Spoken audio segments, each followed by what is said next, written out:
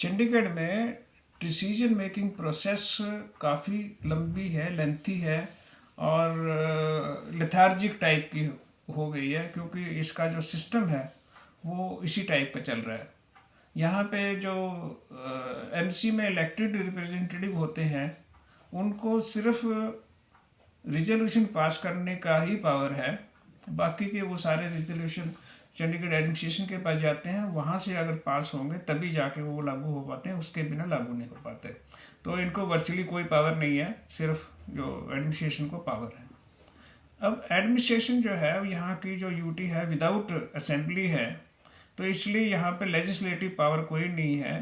तो जितने भी डिसीजंस होते हैं, अगर मान लो कोई भी एक्ट की चेंज करनी है या कोई रूल्स की चेंज करनी है या कोई पॉलिसी डिसीजन लेना है, उसके लिए चंडीगढ़ एडमिनिस्ट्रेशन को मिनिस्ट्री ऑफ होम अफेयर के पास जाना पड़ता है। तो ये प्रोसेस बहुत लेंथी। पहले तो यहाँ का लोकल जो बिजनेस है एमसी से लोकल गवर्नमेंट में गया, लोकल गवर्नमेंट से वहाँ पे पास हुआ, वहाँ पे उसके बाद एडमिनिस्ट्रेटर के पास गया, एडमिनिस्ट्रेटर से अप्रूवल होने के बाद वो सेंटर में जाता है।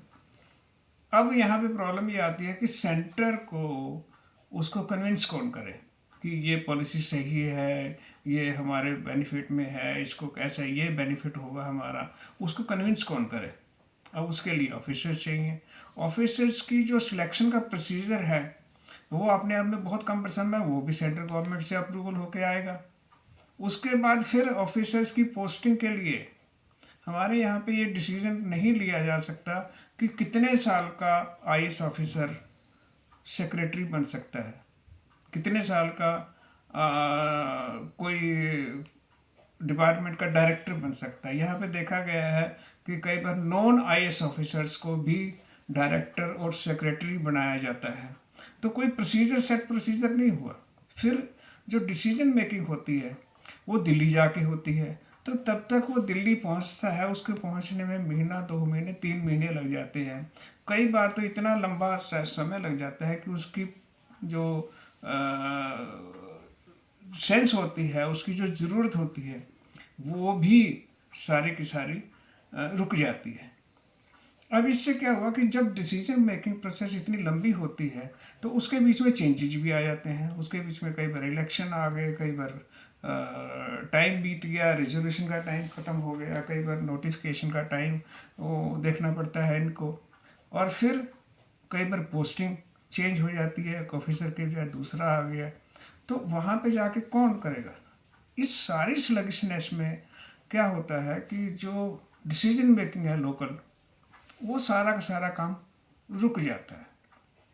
रुकने की वजह से ये रिस्पॉन्सिबिलिटी फिक्स नहीं होती कि वो जो डिसीजन था वो इतना डिले क्यों हो गया। फॉर एग्जांपल मैं आपको छोटी छोटी 2-3 बताता हूँ। प्रॉपर्टी टैक्स एमसी का बाकी है इतने सारे करोड़ रुपए, वो कितने सालों से बाकी है, क्यों बाकी रहा, वो किसकी रिस्पॉन्सिबिलिटी है उसके ऊपर कि वो बाकी क्यों रहा उस टाइम में, और क्यों रिकवरी नहीं हो पा रही। दूसरा, चंडीगढ़ हाउसिंग बोर्ड के कितने सारे पैसे बाकी हैं, क्यों नहीं रिकवर किए जा रहे। ठीक है, चलो कुछ मकानों को रिज्यूम कर दिया है इन्होंने, लेकिन मुझे ये बताओ प्रैक्टिकली अगर किसी मकान को रिज्यूम भी किया है, क्या वो उसके ओनर को बाहर निकाल देंगे ये। तीसरा जो है, चंडीगढ़ में 7.5 लाख ट्रैफिक के चलान अनपेड पड़े हैं। तो ये सारे डिसीजन कौन लेगा, उसकी जिम्मेवारी किसके पास फिक्स होगी। और फिर जब आप किसी कम क्वालिफाइड आदमी को एक बहुत बड़ी रिस्पॉन्सिबिलिटी आप दे रहे हो, उसको वो पूरा नहीं कर पा रहा, फिर हमारे यहाँ पे कोई मैकेनिज्म नहीं है कि ये चेक किया जा सके कि इसके टाइम में ये डिसीजन हुआ, उसकी रिस्पॉन्सिबिलिटी फिक्स की जाए, और क्यों डिसीजन नहीं लिया गया ये बात देखी जाए।